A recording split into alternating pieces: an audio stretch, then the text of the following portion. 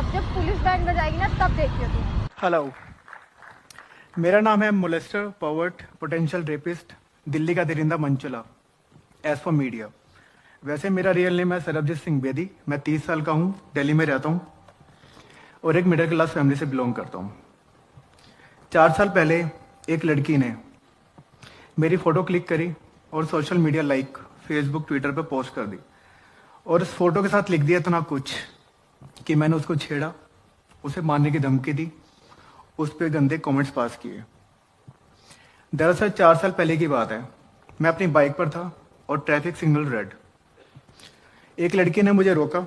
मैंने उनको आराम से इज्जत से बोला कि मैम आप अपना चले जाओ, मुझे इधर जाना है।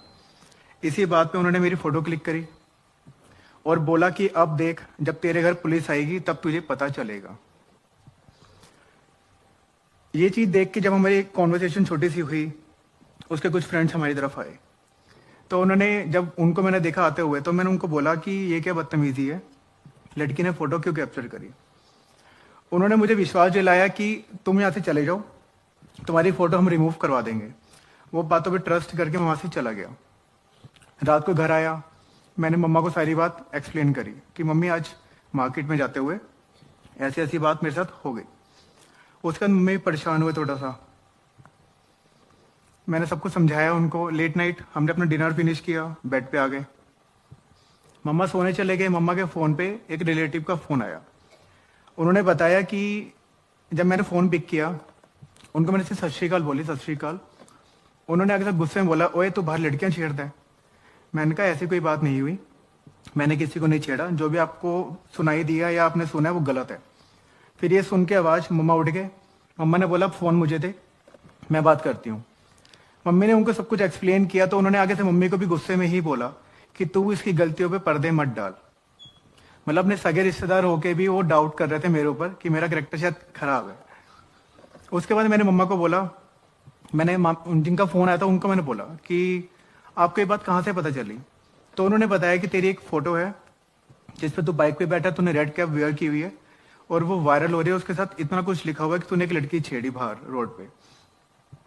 तो मैंने उनसे रिक्वेस्ट करी कि मुझे प्लीज़ लिंक प्रोवाइड करो, मैं भी एक बार देखना चाहता हूँ कि पोस्ट में है क्या। जब उन्होंने लिंक प्रोवाइड किया तो मैं अपने बेड पे बैठा रह गया। वो पोस्ट सेम नाइट 30-35 हज़ार शेयर हो चुकी थी। और जब मैंने पोस्ट खोल के देखी तो उस पोस्ट में इतनी लोगों ने अब्यूज करा हुआ था, इतनी गालियां लिखी हुई थी।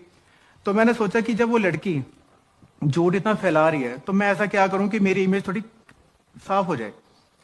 मैंने उस कमेंट्स के नीचे रिप्लाईज करना शुरू कर दिया। रिप्लाईज तो मैंने कर दिया, मैं थोड़ा खुशी भी हो रहा था कि चलो लोगों को मैं अपनी बात बता रहा हूँ, बट वो मेरी गलती थी। लोगों ने मुझे मैसेंजर पे वॉइस नोट भेजने शुरू कर दिए जिसमें क्लियर उन्होंने अब्यूज करा। उन्होंने बोला कि तुम बाहर कर रहे हो, सड़कों पे कर रहे हो, अपने घर से शुरुआत करो। ये लोगों की थिंकिंग थी। मैं काफ़ी अपसेट हुआ। मैंने मम्मा को बोला 12:30 बजे के अराउंड रात को कि अभी पुलिस स्टेशन चलते हैं, लड़की के अगेंस्ट कंप्लेंट करके आते हैं। और मैंने कहा लेट हो गया काफ़ी, तो सुबह चलेंगे। मैं कहा ठीक है। अगली मॉर्निंग हुई, मैं मम्मा पापा हम तीनों थाने की तरफ गए। थाने के बाहर पहुंचे, बाहर ही खड़े थे, अंदर नहीं गए। काफ़ी भीड़ थी वहाँ पे, मीडिया थी, काफ़ी लोग थे। तो पापा ने बोला तुम लोग बाहर रुको, मैं देख के आता हूँ अंदर ये मीडिया किसके लिए आई है, अंदर क्या हो रहा है। पापा गए और जब बाहर वापस आए, मेरा निकनेम हनी है, तो पापा ने बोला मीडिया हनी तेरे लिए आई है, तेरी सर्चिंग हो रही है, तेरे अगेंस्ट अरेस्ट वारंट इशू हो चुका है। तो थोड़ा सी घबराहट हुई। मम्मी ने बोला एक काम कर, तू अभी मामा जी के घर चला जा, हम तेरी बेल का अरेंजमेंट करके आते हैं। इस बीच मुझे मेरे ऑफिस से फ़ोन आ गया। जैसे मैंने फ़ोन पिक किया, मैंने उनको बोला कि आज मैं कहीं इमरजेंसी में हूँ, मैं ऑफिस नहीं आ पाऊंगा। आगे से मुझे रिप्लाई आता है, हमें पता है तू कहाँ पे बिजी है, सर को पता चल गया कि तू क्या कर रहा है और तेरी वजह से हमारी कंपनी का नाम काफ़ी खराब हो रहा है, अब तुझे ऑफिस आने की ज़रूरत ही नहीं है। जिनके साथ 3-4 साल से मैं काम कर रहा हूँ, वही मुझे पहचानने से मना करा कि मेरा एक्चुअल में करेक्टर है क्या। अगले दिन मेरी अरेस्टिंग हुई, मुझे पुलिस ने अरेस्ट किया, थाने लेके गए। मेरे लिए मास्क रेडी किया गया कि मीडिया को दिखाना था कि दिल्ली का दरिंदा जो मंचले हैं आजकल घूम रहे हैं, उनको हमने अरेस्ट कर लिया। मेरा फेस कवर किया गया मास्क से। पुलिस वाले ऐसे करके ग्रिप बनाते हाथों की, पकड़ के मुझे लेके के मीडिया के सामने। मैंने अपनी मम्मी पापा को एक साइड कॉर्नर में खड़ा होता हुए रोते हुए देखा। उस टाइम मेरा ट्रायल हुआ, मुझे वापस लेके गए। एक रूम में मुझे, मेरी मम्मी पापा को बिठाया और 2-3 सीनियर ऑफिसर्स थे। मंदिर से पंडित जी को, गुरुद्वारे से भाई जी को, चर्च से जो सिस्टर्स हैं उनको, मौलवीज को, उनको बुलाया गया। चारों धर्मों के ग्रंथों को बुलाया गया जो ज्ञान देते हैं। उन्होंने मुझे 1 घंटा टॉर्चर किया। उन्होंने मुझे ऐसी ऐसी चीजें सुनाई कि जो आपकी लड़कियों को लेके इमेज है, जो आप सोचते हो, आप उनको छेड़ने के आपके दिल में ख्याल आते हैं। मैं तो ये आपको ही सिर्फ अपनी वर्डिंग में बता रहा हूँ। उन्होंने जो जो बोला था मैं वो बता नहीं सकता आपको। वो ऐसा था कि जो अपनी फैमिली के साथ क्या अकेले में भी कोई सुनना ना चाहे। फिर भी वो टॉर्चर मैंने सहन किया। उसके बाद अगले दिन क्या हुआ? अगले दिन मैं एसएचओ सर के कैबिन में था, मम्मी पापा साथ थे। एक कांस्टेबल आया, उसने बताया कि बाहर एक विटनेस आया है जो कह रहा कि उस टाइम उस स्पॉट पे वो भी था, मेरे बिल्कुल बैक साइड पे, और ऐसा लड़की जो बोल रही है ऐसा कुछ भी नहीं है, मुझे अपनी स्टेटमेंट रिकॉर्ड करवानी है।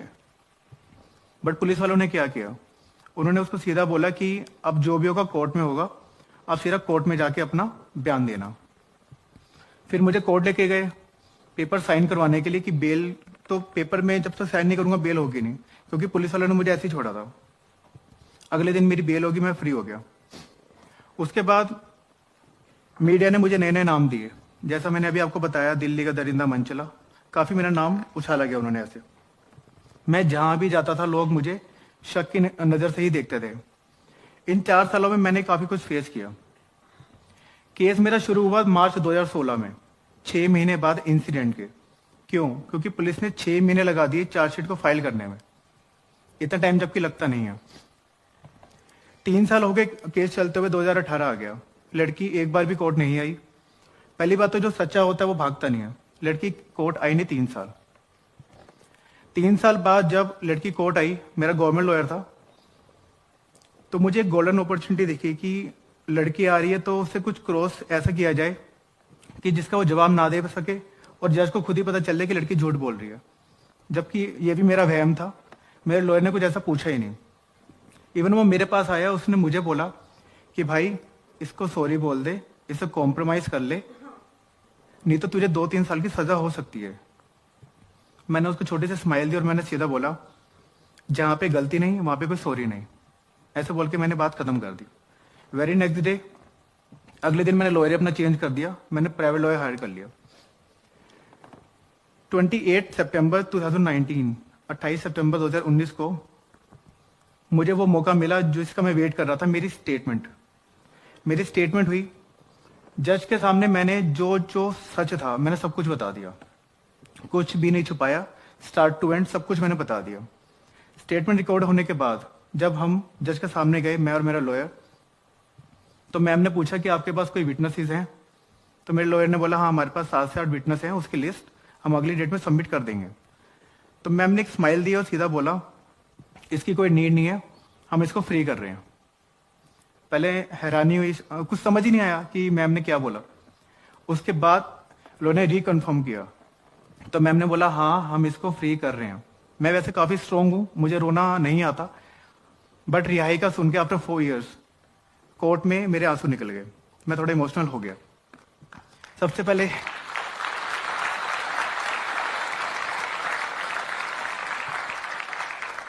Thank you. सबसे पहले मैंने मम्मी को फोन किया कि मम्मी मैं फ्री हो गया, मुझे दोबारा कोर्ट की शक्ल नहीं देखनी पड़ेगी। इन 4 सालों में मैंने काफी कुछ खोया। जहां भी जाता था लोग सिर्फ ये बोलते थे कि ये वही लड़का है जिसने लड़की छेड़ी है, तिलक नगर वाला लड़का। कोई ये नहीं कहता था कि ये वो लड़का है जिसके ऊपर लड़की ने फेक केस किया है। ऐसा कोई नहीं कहता था। मीडिया, क्या मीडिया जो आपको दिखाती है वो सच होता है? नहीं। क्या मीडिया जो आपको जो चीजें वायरल होती है, वीडियो या कुछ भी होता है, उसको सच मान लेना चाहिए? ऐसा कुछ नहीं है। ये सब गलत फहमी है, हमारा दिमाग का वहम है। मेरा निकनेम है हनी। मीडिया वहां पे दिखाती है सनी। जो मीडिया सच्चा नाम नहीं दिखा सकती वो आपको सच्चाई क्या दिखाएगी? राइट?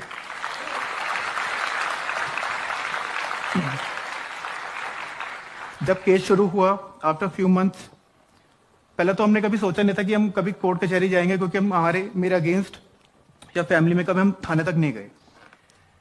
केस होने वाला था, मेरे पापा परेशान थे। आफ्टर फ्यू मंथ्स मेरे पापा को मेजर हार्ट अटैक आया। लकीली उनको हम टाइम से हॉस्पिटल ले गए तो वो बच गए। फिर थोड़े टाइम के बाद पता चला कि मम्मी भी डिप्रेशन के पेशेंट हो गए हैं। केस का मेरे ऊपर इतना प्रेशर नहीं था क्योंकि मुझे पता था झूठा केस है, आज नहीं तो 2 साल बाद 4 साल बाद खत्म होगा, इतना मैंने पेशेंस रखा हुआ था। बट फैमिली को देख के मैं थोड़ा टूटता जा रहा था कि मैं कैसे क्या करूंगा। अप डाउन सब हो रहा था, जॉब मिल रही थी, जॉब जा रही थी, जॉब मिल रही थी, इसी केस की वजह से, क्योंकि लोग फेस नहीं भूल पा रहे थे, क्योंकि छोटा केस नहीं था ये। उसके बाद काफी स्ट्रगल किया, एक जॉब लगी, फिर जो मैंने बताया कि मैंने प्राइवेट लॉयर हायर किया, वो आफ्टर उस जॉब के बाद मैंने प्राइवेट लॉयर हायर किया था। काफी कुछ देखना पड़ा जो ना चाहते हुए भी बता नहीं सकते हम। हालांकि मैं कुछ बातें शेयर करना चाहूंगा आपके साथ अपने दिल की, जो मैंने खुद, मेरे थॉट्स हैं। अगर आपकी लाइफ में कुछ ऐसी सिचुएशन आती है कभी भी, तो आप हिम्मत मत हारो, अपनी सोच से काम लो, क्योंकि हमारे पास वो पावर है जो उस गलत चीज को मिटा सकती है, अगर आप सोच के करें तो। सेकंड, सॉरी बोलना, माफी मांगना। अगर आप गलत हो तो आप माफी मांगना सीखो। जो लोग माफी नहीं मांगते उनके दिल में हमेशा गिल्ट रहता है, और उस गिल्ट से छुटकारा आपको माफी दिलवा सकती है।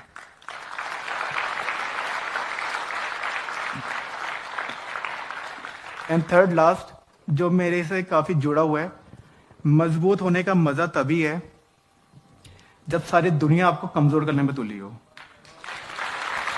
Thank you so much, thank you so much.